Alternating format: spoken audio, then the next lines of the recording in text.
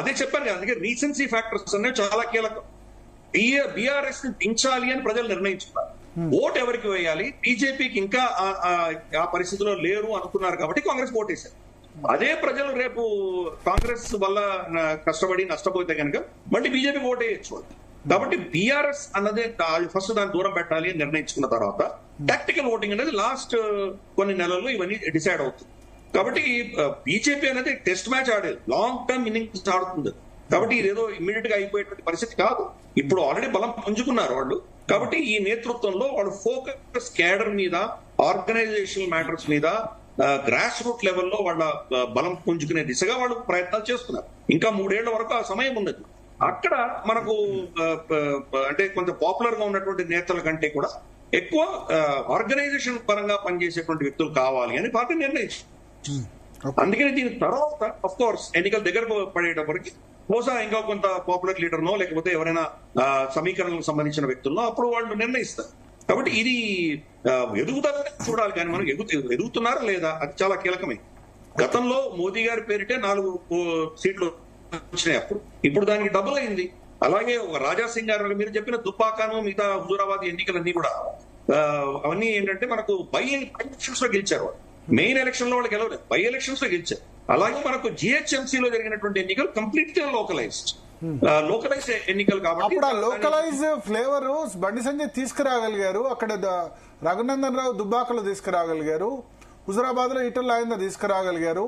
Party బలం వాళ్ళ వ్యక్తి బలం రెండు సెట్ అయినాయి. ఇప్పుడు కానీ వ్యాప్తంగా వాళ్ళు తీసుకురాగలరు అనేది పెద్ద ప్రశ్న కదా.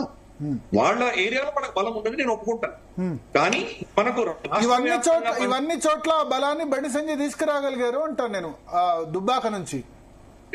అది మీ అనాలిసిస్. అది అంటే యూ డోంట్ అగ్రీ విత్, నేను అడుగుతాను నా ఒపీనియన్ అయితే Bandi Sanjay you don't agree with me on that question. నేను అగ్రీ అని కాదు, నేను ఏమంటానంటే ప్రతి ప్రెసిడెంట్ కూడా దాన్ని ఒక లెవెల్ తీసుకువెళ్తారు. దాని తర్వాత వచ్చే ప్రెసిడెంట్ దాని ఆధారంగా, ఆ బేసిస్ ఆధారంగా బయట ముందు పుంజుకునేటువంటి పరిస్థితి ఉంటుంది. బండి సంజయ్ గారు పని కృషి చేయడం వల్లనే ఈ లెవెల్కి వచ్చింది. దాని తర్వాత కిషన్ రెడ్డి గారు ఇంకో ముందు తీసుకువెళ్ళారు.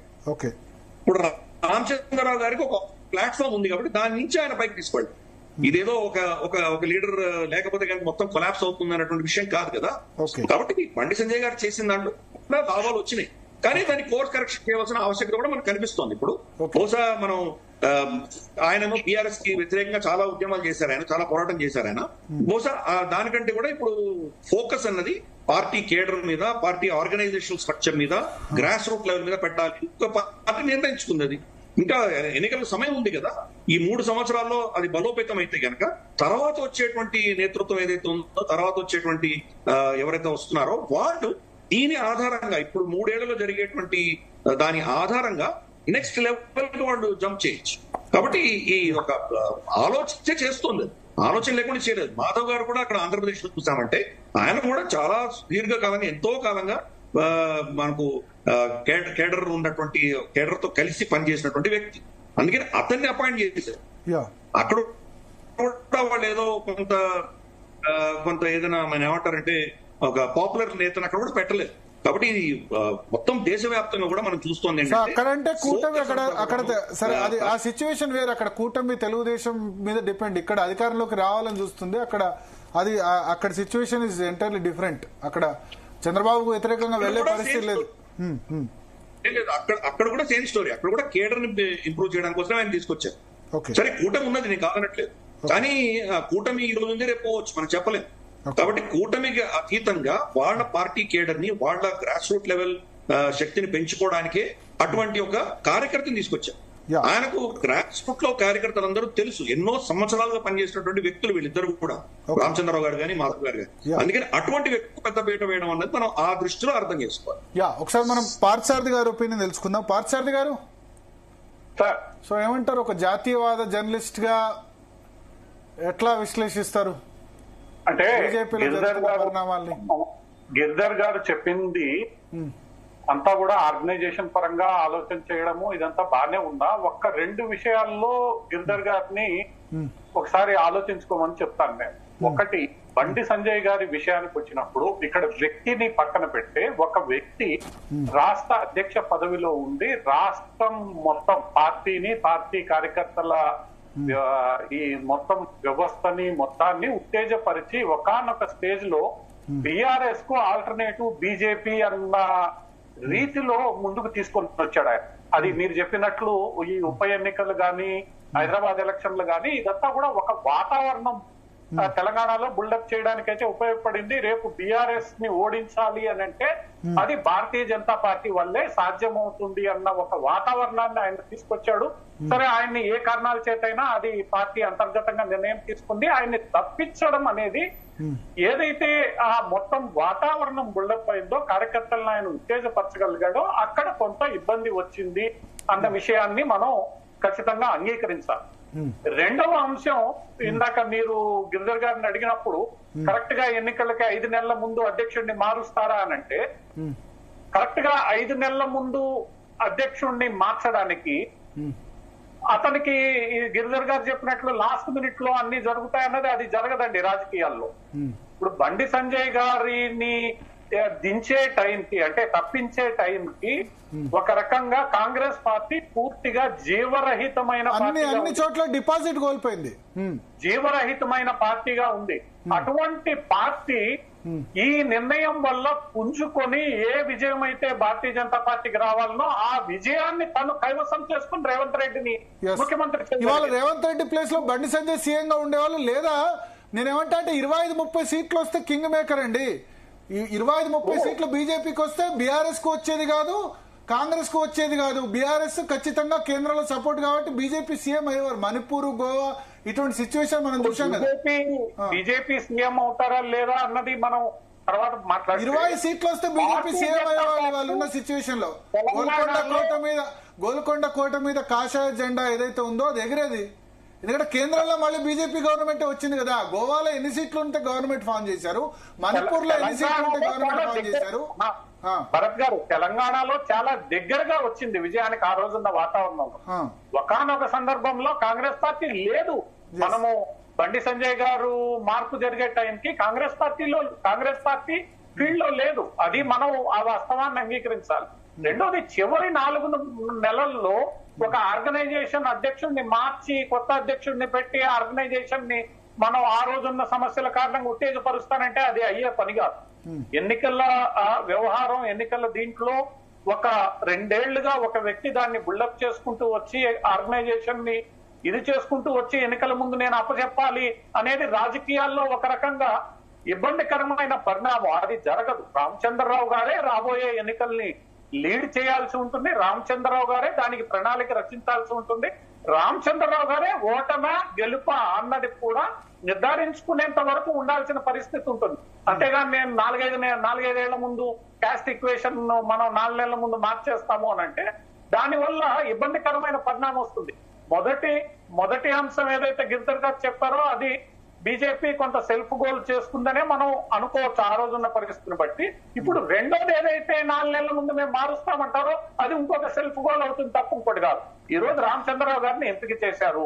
ఎంపిక చేసిన తర్వాత ఆయనకి పూర్తిగా అండదండలుగా నిలిచి ఆయన రేపు ఓడిపోవడమా గెలుపా అంతటి వరకు ఆయన్ని తీసుకెళ్లగలగనియాలి. ఈ లోపల మేము మార్చేస్తాం, ఈక్వేషన్లు మారుతాయంటే అది బీజేపీ లాంటి ఆర్గనైజేషనల్ బేస్ ఉన్న పార్టీకి మంచిది కాదు. ఓకే. సో సంగప్ప గారు జాయిన్ అయ్యారు, బీజేపీ అధికార ప్రతినిధి. సంగప్ప గారు, ఏమిటి 2023 జూలైలో ఏం జరిగిందో మనకు తెలుసు. ఇప్పుడు పార్టీ అధ్యక్ష విషయంలో అయితే ఖచ్చితంగా క్యాడర్ నుంచి అయితే చాలా వ్యతిరేకత వస్తుంది. లాస్ట్ 3-4 డేస్ గా జరుగుతున్న పరిణామాలు ఎట్లా పార్టీ హ్యాండిల్ చేయబోతుంది, మళ్ళీ ఏ విధంగా పునరుత్తేజం రాబోతుంది? ఛానల్ ఉన్న పెద్దలిద్దరికి నమస్కారం. భరత్ 2 విషయాలు, చాలా విషయాల్ని గిరిధర్ మామిడి గారు చెప్పారు. చాలా ఆయన ఎన్నో సంవత్సరాల నుంచి అన్ని రాజకీయ పార్టీలను చూస్తున్నారు. ఒక జాతీయవాదిగా బీజేపీని కూడా దగ్గర నుంచి చూస్తున్నారు ఆయన. కార్యకర్తల నుంచి వ్యతిరేకత అనేటువంటి ఒక వర్డ్ వాడారు మీరు. ఇప్పటిదాకా కార్యకర్తల నుంచి వ్యతిరేకత వచ్చింది ఇక్కడ రోడ్డు మీద వచ్చి ఎవరు మాట్లాడలేదు, బయట పార్టీకి వేదిక మీద కూడా ఎవరు మాట్లాడలేదు ఇప్పటిదాకా. ఇది సోషల్ మీడియాలో ఒక ప్రత్యర్థి రాజకీయ పార్టీలు 2 కూడా, అటు కాంగ్రెస్ తర్వాత ఇటు బీఆర్ఎస్ 2 కూడా దీనికి ఒక నరేషన్ క్రియేట్ చేస్తున్నారు అంతే తప్ప వేరే ఏం లేదు అక్కడ ఎక్కడ కూడా బీజేపీ కార్యకర్తలు డిసిప్లిన్ కదా, రోడ్డు మీదకి వచ్చి ఇప్పుడు కాంగ్రెస్ లో గాంధీ భవన్ లాగా ధర్నాలు చేయరు. వ్యతిరేకత అంటే రాజాసింగ్ నేను రాజాసింగ్ పార్టీ ఆఫీస్ లో రిజైన్ చేసి ఇగో మేము కొద్దిసేపట్లో బయట కూడా ప్లే చేయబోతున్నాం. రాజాసింగ్ ప్రెస్ మీట్ పెట్టి నామినేషన్ వేయలేదన్నాడు. ధర్మపురి అరవింద్ దాని బాయ్కాట్ దానికి అటెండ్ కావట్లేదు అని చెప్పాడు. ఇంతకంటే ఇంకేం కావాలి పెద్ద లీడర్స్? ఇక కార్యకర్తలు అంటే ఫోన్ కాల్స్ కూడా తీసుకుందాం, రాజాసింగ్ ఏం మాట్లాడితే కూడా తీసుకుందాం. బీజేపీలో గాంధీ భవన్ లాగా తగలబెట్టడాలు ఉండదు, సోషల్ మీడియాలో పెట్టడమే పెద్ద వార్త, ఎందుకంటే డిసిప్లిన్డ్ పార్టీ కాబట్టి. సోషల్ మీడియాలో కూడా బీజేపీ కార్యకర్త పెట్టినని అనుకుంటలేను. మొదటి. రెండోది రాజాసింగ్ గారు రాజీనామాకు సంబంధించి ఆయన ప్రకటించిన సమయంలో నేను కూడా బీజేపీ ఆఫీస్ కార్యాలయం స్టేట్ ఆఫీస్ లో ఉన్నాను. సార్ మీకు తెలుసు, మీరు ఢిల్లీ జర్నలిజం బాగా చేశారు, ఢిల్లీలో చాలా రోజులు ఉన్నారు, మీకు భారతీయ జనతా పార్టీలో అధ్యక్ష ఎన్నిక ఎట్లా ఉంటుందనే విషయం మీకు బాగా తెలుసు, నాకంటే కూడా. ఇంకా 10 మంది రాష్ట్ర కౌన్సిల్ సభ్యుల యొక్క సంతకం ఉండాలా. ఆయనకి 10 మంది రాష్ట్ర కౌన్సిల్ సభ్యులు ఎవరు ఆయనకు రాలేరు. మొదటిది ఆయన బెదిరించారంటారు ఫోన్ చేసి బెదిరించారు, నేను సంతకాలు తీసుకుంటే అని అన్నాడు కదా. మరి ఒకరితోనే చెప్పించాలి కదా, ఎవరో ఒక కార్యకర్త మద్దతుగా భయపడతారు. అది పూర్తి నిరాధారమైంది. ఆయన కొన్ని రోజులుగా రాజాసింగ్ గారు కొన్ని రోజులుగా ఆయన ఏ విధంగా వ్యవహరిస్తున్నారో పార్టీ పట్ల కావచ్చు, లేకపోతే పార్టీ క్రమశిక్షణ పట్ల కూడా ఎట్లా ఉన్నారో మీకు అందరికి తెలుసు. మీడియా వాళ్ళందరికీ కూడా ఆయన ఎట్లాంటి వీడియోస్ రిలీజ్ చేస్తున్నారో మీకు తెలుసు. ఒకానొక సందర్భంలో పార్టీ లైన్ దాటి, మనం ఏదైనా సరే ఒక లిమిట్ ఉంటుంది, ఆ పార్టీ లైన్ దాటి మాట్లాడడం వల్ల ఆయన పార్టీ సస్పెండ్ చేసిన సంగతి కూడా మీరు చూశారు. ఆయన డౌట్ లేదు, కరడు కట్టిన హిందుత్వవాది, ఆయన హిందూ సమాజం కోసం. అప్పుడు సస్పెండ్ చేసిన వేరే ఇష్యూ, పార్టీ లైన్ దాటి కాదు, అది మాట్లాడింది హిందుత్వ రిలేటెడ్. అంటే అది పార్టీకి సంబంధం లేకుండా పార్టీ లైన్ దాటి మాట్లాడింది కదా సర్పేసింది. వేరే చేస్తే పార్టీ ఖతర్ నుంచి వేరే దేశాల నుంచి ఒత్తిడి వచ్చింది, అది మీ సర్కమ్స్టాన్సెస్. అవన్నీ సరే, అటువంటి కామెంట్స్ ఇంకెంతమంది చేశారు? ఇప్పుడు అటువంటి కామెంట్ అంటే ఆ కామెంట్ అంటే తవ్వుతే మసీలు తవ్వుతే శివలింగాలు లేకపోతే అదే అని మాట్లాడు సంజయ్ కూడా మాట్లాడారు. అంతకంటే అది కాకపోతే ఆ సిచ్యువేషన్ అటువంటిది, ఆ సిచ్యువేషన్ సందర్భంలో వేరే దేశాల ఒత్తిడి కారణంగా గిరిధర్ గారు చేశారు. ఆ స్థాయిలో లేదు. మొదటిది. రెండోది నుపూర్ శర్మ గారు అండ్ ఈయన మాట్లాడేది రెండు తీవ్రమైనవి కాబట్టి పార్టీ ఆ విషయంలో ఆ నిర్ణయం తీసుకున్నది. ఆయన కూడా తర్వాత ఆయన కార్యకర్త ముందు నుంచి కూడా భారతీయ జనతా పార్టీతో హిందుత్వం ఉన్నాడు కాబట్టి మళ్ళీ అవకాశం ఇచ్చారు. ఆ తర్వాత కూడా మీరు చూశారు కదా, మన ఇక్కడికి వచ్చిన తర్వాత చాలా సార్లు పార్టీ లైన్ దాటి మాట్లాడారు. పార్టీ అధ్యక్షుల పైన కూడా చాలా కామెంట్స్ చేశారు, అవన్నీ వచ్చినాయి. సో పార్టీ ఈ విషయంలో అప్పుడు ఏం చేద్దామనే డిస్కషన్ ఇప్పుడు ఆల్రెడీ ఆయనే రాజీనామా చేశారు. ఈ రాజీనామాపై పార్టీ అధిష్టానం ఏం నిర్ణయం తీసుకుంటుందో మా పార్టీ పూర్తిగా కట్టుబడి ఉంటుంది. ఆయన అసంతృప్తి నేను చెప్తా, అంటే అసలు ఎక్కడ స్టార్ట్ అయింది, లాస్ట్ 3-4 months నుంచి. ముందు కాదు, ఒక జిల్లా అధ్యక్ష పదవి అండి, సెంట్రల్ జిల్లా అధ్యక్ష పదవి, 36 జిల్లాలు ఉంటే లీడర్లు అందరూ మనిషికి 5-6 జిల్లాలు పంచుకున్నారు. ఒక ఇన్ని సంవత్సరాలుగా 3 terms ఎమ్మెల్యేకు ఒక జిల్లా అధ్యక్ష పదవి కూడా ఇవ్వకుండా మిగతా లీడర్స్ అందరు పంచుకుంటే ఆయన దాన్ని సిండికేట్ అనకుండా ఏమంటారు? భారతీయ జనతా పార్టీ అట్లా జరుగుతుందా? పంచుకోలేదా లేదా? కాంగ్రెస్ పార్టీ జరిగింది కాబట్టి జిల్లా అధ్యక్ష పదవి తప్పు పూర్తిగా మీరు మాట్లాడుతున్న నిరాధారమైంది. భారతీయ జనతా పార్టీలో జిల్లా అధ్యక్షులు ఎవరు పంచుకోరు, రాష్ట్ర అధ్యక్షులు పంచుకోరు. మీరు అట్లా చెప్పినట్టయితే రాష్ట్ర అధ్యక్షులు కూడా మంచి పైన ఉన్న వాళ్ళకు ఇప్పుడు ఆయన కనీసం లేదు. ఇప్పుడు మిగతా చోట్ల నేను అడుగుతున్నా, మిగతా ఎమ్మెల్యేలు ఉన్న చోట్ల వాళ్ళని అడిగి చేశారా అధ్యక్షులు, లేకపోతే ఇది చేశారు? ఒక రాయసింగ్ విషయంలో ఎందుకు వివక్ష? చాలా జిల్లాలో కూడా కొన్ని సందర్భాల్లో నిజామాబాద్ జిల్లా, జగిత్యాల జిల్లా, ధర్మపురి అరవింద్ ఎవరు చెప్తే వాళ్ళు చేశారు. మెదక్లో మీ మెదక్లో ఒక నిమిషం, మీ మెదక్లో రఘునందన్ రావు ఎవరు చెప్తే వాళ్ళకి చేశారు. మహబూబ్నగర్ లో డీకే ఉన్న వాళ్ళు ఎవరు చెప్తే వాళ్ళు చేశారు. మీకు రాజాసింగ్ మీకు లైట్ అయిపోయి ఉండదు.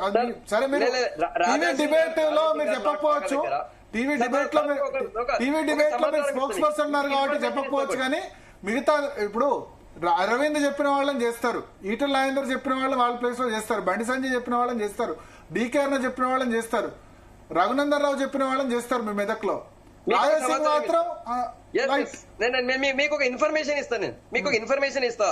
మీరు గోషామాలకు సంబంధించి అంటే ఆయన జిల్లాకు సంబంధించి సెంట్రల్ జిల్లాకు సంబంధించి ఉమా మహేందర్ గారి పేరు ఫస్ట్ ఆయన సపోర్ట్ చేసింది. ఆ తర్వాత ఏమైందేమో తెలియదు, ఆయనని నేను ఈ పేరు చెప్పలేదు నాకేం వద్దు అంటాడు. అప్పటికే లిస్ట్ ఫైనల్ చేసి ఢిల్లీ పంపించారు, అంత అయింది. అంటే ఈ లిస్ట్ ఫైనల్ చేయడం అంటే ఎలక్షన్ లో అక్కడ ఉన్న వాళ్ళందరూ కూడా ఈయన పేరు చెప్పారు. అక్కడికి వచ్చినటువంటి మండల అధ్యక్షులు ఎవరైతే దానికి చెప్తారో ఓటింగ్ ఉంటుందో వాళ్ళు వచ్చిన పేరు చెప్పారు. ఈ పేరు పైన ఈ పేరు ఆయనకు ముందే తెలుసు, ఉమా మహేందర్ గారి పేరు ఆయనకు తెలుసు. ఆయన ఓకే అన్నారు. ఆ తర్వాత ఆయన ఎందుకు మనసు మార్చుకున్నారో తెలియదు. మరి ముందు ఓకే అంటారు, తర్వాత మారుస్తుంటే మేమెట్లా మారుస్తామని చెప్పి మార్చలేదు. ఉమా మహేందర్ గారి పేరు ఆయన ఒప్పుకున్నారు ఫస్ట్. తర్వాత ఆయన నాకు సంబంధం లేదు, ఆయన మార్చండి, వేరే ఆయన పెట్టండి అంటాడు. అరే మీరే చెప్పారు కదా, ఆయన చెప్పినాడు. ఆయన చెప్తేనే ఆ పేరు ఫైనల్ అయింది ఫస్ట్. ఆ విషయం మీకు తెలియదు. మేము బయట అప్పటికి ఆల్రెడీ చెప్పారు కదా, కిషన్ రెడ్డి గారు కూడా చెప్పారు, ఆయన చెప్పిన పేరే కదా అన్నారు. ఆయన చెప్పిన పేరే కదా అందులో ఏం వ్యతిరేకత ఉంది అన్నారు ఆయన. ఆయన తర్వాత మనసు మార్చుకున్నాడు. ఆయన చంచల మనస్తత్వానికి మేమే పార్టీ ఏం చేస్తుంది? క్లారిఫై చేస్తే అయిపోతుండే. మీరు చెప్పిన పేరుని ఎక్కడ క్లారిఫై చేయలేదు. లేదు, కిషన్ రెడ్డి గారు కూడా ఒకరోజు మీడియా వాళ్ళు అడిగినప్పుడు ఆయన చెప్పిన పేరు కాదు. రాజాసింగ్ అసంతృప్తి 4-5 నెలలుగా స్టార్ట్ అయింది జిల్లా అధ్యక్ష పదవి గురించే. రాజాసింగ్ అసంతృప్తి స్టార్ట్ అయింది ఆ జిల్లా అధ్యక్ష పదవి నుంచి. 1 year బ్యాక్ లాస్ట్ 1 year గా అసంతృప్తి ఏం లేదు. ఆయన బీజేఎల్పీ లీడర్ ఇవ్వకుండా అసంతృప్తి లేదు. ఆయన అడిగింది జిల్లా అధ్యక్ష పదవి. నిజానికి 3 terms ఎమ్మెల్యే బీజేఎల్పీ అధ్యక్షుడు ఇవ్వాలి, డిఫాల్ట్ గా ఇవ్వలేదు. ఓకే, బట్ ఇది చేయాలి కదా. జిల్లా అధ్యక్ష పదవి బీజేఎల్పీ లీడర్ తనకి ఇవ్వకుండా ఆయన ఏమనలేదు. భరత్, ఇది లీడర్ బేస్డ్ పార్టీ కాదు, మాది సిద్ధాంతాల మీద. మిగతా లీడర్లకు లీడర్ బేస్డ్ పార్టీ, రాజాసింగ్ వచ్చే విషయానికి వచ్చేసరికి మాత్రం లీడర్ బేస్డ్ పార్టీ కాదు. మీరు ఇంతకు ముందు ఏది ఎల్పీ గురించి మాట్లాడినప్పుడు అంటున్నాను నేను, లీడర్ బేస్డ్ పార్టీ కాదు. సంగప్ప గారు, ఇప్పుడు రాజాసింగ్ విషయంలో రాష్ట్ర నాయకత్వం ఏమనుకుంటోంది అసలు? ఇప్పుడు రాజీనామా చేశారు కదా, కేంద్ర నాయకత్వం ఏమైనా కూల్ చేసే అవకాశం ఉందా రాజాసింగ్? ఇప్పుడు ఆయన ఎమ్మెల్యే గారు, రాజాసింగ్ గారు గౌరవ ఎమ్మెల్యే, ఆయన యొక్క రాజీనామా చేసినటువంటి రాజీనామా పత్రాన్ని, రాజీనామాకు సంబంధించిన అంశాన్ని